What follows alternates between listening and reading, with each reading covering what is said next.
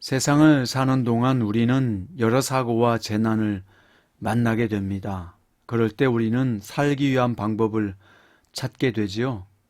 그렇게 성도가 고통 중에 살아가고 있을 때 하나님은 계획하신 뜻과 약속을 성취해 가십니다. 고통 중에도 일하시기 때문인데요.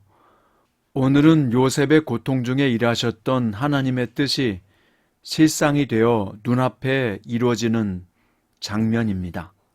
오늘 본문은 창세기 42장 1절부터 17절이고요. 그 중에서 5절부터 9절 말씀까지 읽겠습니다. 이스라엘의 아들들이 양식을 사러 간 자 중에 있으니 가나안 땅에 기근이 있음이라. 때 요셉이 나라의 총리로서 그 땅 모든 백성에게 곡식을 팔더니 요셉의 형들이 와서 그 앞에서 땅에 엎드려 절하매 요셉이 보고 형들인 줄을 아나 모르는 체하고 엄한 소리로 그들에게 말하여 이르되 너희가 어디서 왔느냐? 그들이 이르되 곡식을 사려고 가나안에서 왔나이다. 요셉은 그 형들을 알아보았으나 그들은 요셉을 알아보지 못하더라. 요셉이 그들에게 대하여 꾼 꿈을 생각하고 그들에게 이르되 너희는 정탐꾼들이라 이 나라의 틈을 엿보려고 왔느니라. 아멘. 오늘 본문의 제목은 고통 중에도 성취되는 약속입니다. 온 세계에 7년 기근이라는 재난이 닥쳤습니다. 이때 야곱은 10명의 아들들을 애굽 땅으로 보내 양식을 구해오게 했는데요. 그런데 베냐민은 보내지 않았습니다. 라헬이 남긴 두 아들 중 요셉을 잃어버린 충격에서 벗어나지 못했기 때문일 것입니다. 이처럼 야곱이 살기 위한 방법을 찾고 있을 때 하나님은 이 기간 동안에도 일하셨고 이제 드디어 요셉과 형들이 죄해하는 것을 준비하셨습니다. 야곱의 아들들은 애굽의 양식을 구하러 갔고 애굽의 총리 앞에 엎드려 절했습니다. 그러나 이것은 뭐죠? 바로 요셉이 꿈으로 꾸었던 바로 그 장면이 이루어지는 순간이었습니다.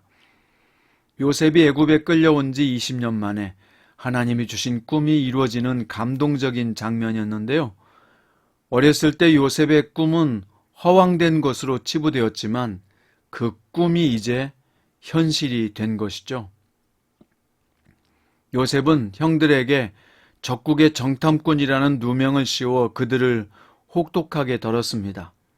형들은 자신이 정탐하러 온 것이 아니라 단순히 곡식을 사러 왔으며 자신들은 한 사람의 아들들이라고 주장합니다.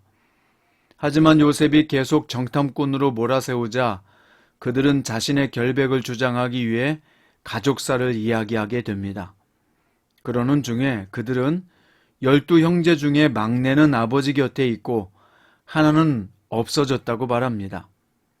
형들은 요셉을 이스마엘의 상인들에게 팔고 아버지에게는 맹수에게 잡혀 먹었다고 거짓말을 했고 이제 요셉 앞에서는 그가 실종되었다고 또 거짓말을 합니다.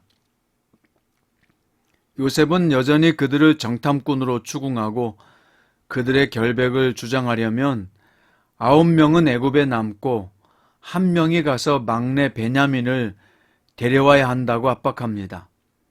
그리고 형들을 3일 동안 가두어 놓습니다. 왜 요셉이 형들을 정탐꾼으로 몰아세웠을까요? 그것은 형들을 시험하기 위해서였습니다. 과거에 자신에게 한 것처럼 서로를 해하고 자신이 살기 위해서 가족을 배신할 사람은 없는지 떠보기 위함이었던 것이죠. 자, 이 오늘 본문의 말씀은 우리에게 무엇을 가르쳐 줍니까? 하나님은 요셉과 형들이 다시 상봉하게 하심으로써 하나님의 뜻이 성취되었음을 보여주고 계십니다. 동시에 7년 풍년과 7년 대기근이 야곱 가문을 애굽으로 이주시켜 아브라함에게 하신 그 약속을 성취하는 중에 있었습니다. 지금 야곱의 가족에게 기근으로 임한 배고픔과 형들이 요셉에게 정탐꾼이라는 누명을 쓰고 있는 것도 알고 보면 하나님의 큰 계획 중의 일부였습니다. 지금 이들이 당하는 고통은 하나님께서 이스라엘을 향하여 가지고 계신 원대한 계획과 섭리의 서막에 불과했단 말입니다. 하나님의 뜻은 뭐죠? 야곱과 가족들의 고통과 죄를 통해서 이들을 애굽 땅으로 옮기셔서 큰 민족을 만드시고 그의 그들을 출애굽시키시고 가나안 땅에 들이셔서 온 민족을 대표하는 제사장 나라가 되게 하려는 것입니다. 또한 그들을 통해 구세주를 보내셔서 인류 구원이라는 놀라운 대역사를 성취하시려는 것입니다. 오늘날에도 우리가 하나님을 믿지만 사건과 재난을 만나기도 합니다.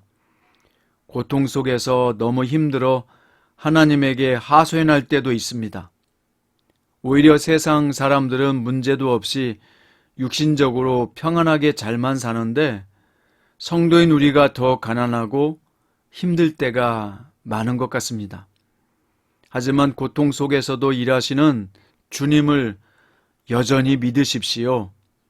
주님은 우리가 고통당할 때도 일하십니다. 요셉이 20년 동안 고통당할 때 하나님은 여전히 일하셨으며 오늘 형들과 재회하게 하는 것도 하나님의 계획의 일부였을 뿐입니다. 그러므로 고통과 고난에는 하나님의 뜻이 담겨져 있음을 알고 기뻐하며 감사하며 살기 위해 노력해야 할 것입니다. 또한 고통은 성도들이 죄를 깨닫고 말씀에서 벗어난 길에서 돌아서게 합니다. 오늘 형들이 요셉 앞에서 자신들을 돌아보게 된 것처럼 말이죠. 또 고통은 성도를 강하게 하고 어떤 환경에도 적응하게 하며 더 큰 축복과 소망에 도달하게 합니다.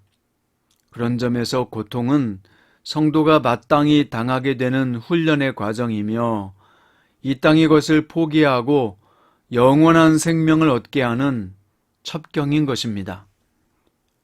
욥기서 1장 12절에 보면 여호와께서 사탄에게 이르시되 내가 그의 소유물을 다 내 손에 맡기노라. 다만 그의 몸에는 내 손을 대지 말지니라. 사탄이 곧 여호와 앞에서 물러가니라 라고 되어 있습니다.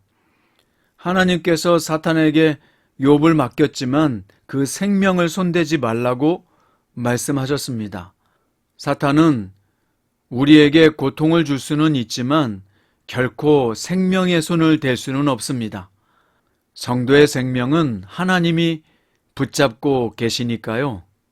로마서 5장 3절과 4절에서는 이렇게 말씀합니다.